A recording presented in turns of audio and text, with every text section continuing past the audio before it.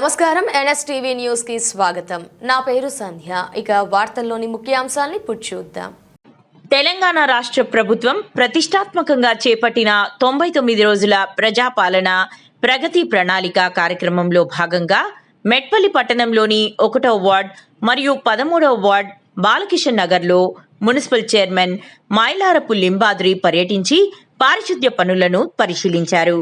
ఈ సందర్భంగా చైర్మన్ మాట్లాడుతూ 1వ వార్డులో రోడ్డుపై ఉన్న కల్వర్టు పగిలిపోవడంతో ఇనుప సలాకాలు బయటకు రావడం వల్ల ప్రజలకు ప్రమాదం ఏర్పడిందని, వెంటనే వాటిని తొలగించి ట్రాక్టర్ ద్వారా మొరం పోయించి సమస్యను పరిష్కరించినట్లు తెలిపారు.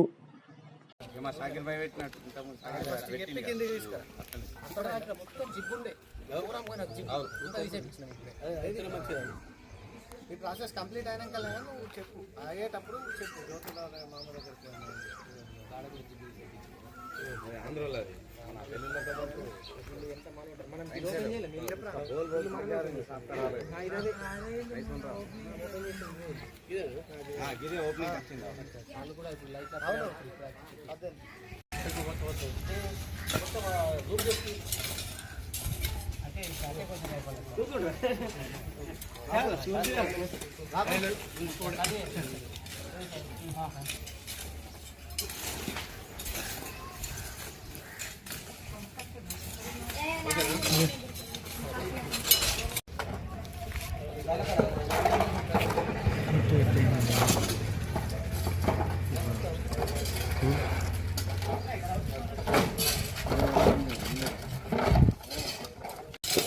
ఎండాకాలం అది ఎత్తే చింత బాగా